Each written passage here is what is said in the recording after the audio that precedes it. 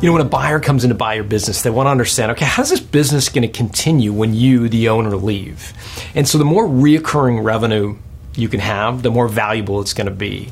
And I found that there are really 6 different forms of reoccurring revenue, and buyers view each of the forms a little bit differently. I'm going to give you the 6, kind of like a David Letterman's top 10 list. I'll start from the lowest valuable one and end with the most valuable ones in the eyes of an acquirer. The first of the 6 forms of recurring revenue is simple consumables. So I'm a coffee drinker.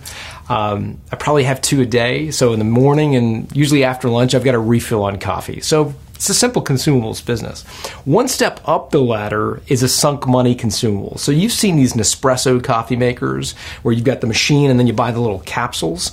That's called a sunk money subscription because you've sunk money into the machine.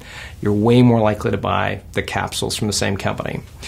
Next one up the ladder is subscription revenue. So if you've ever subscribed to a magazine, you know about that, right? There's a start date and an end date to your subscription, and the editors know that you're a subscriber for either a year or 2 years into the future. It's a form of recurring revenue.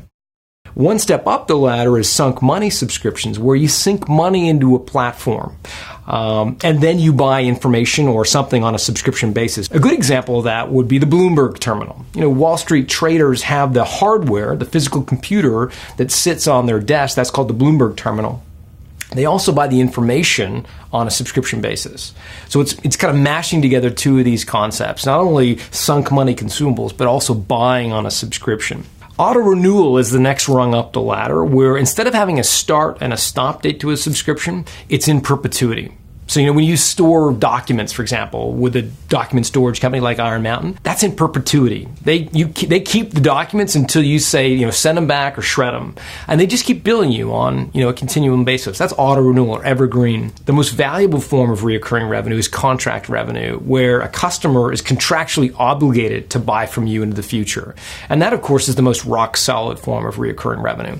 So to improve your score on this attribute, what you want to try to do is both walk up this hierarchy of recurring revenues. Think of it as a ladder, moving up the rungs on the ladder. So if you've got subscription revenue today, think about if you could turn that into auto renewal subscription, or if you've got evergreen subscription, could you make those contracts?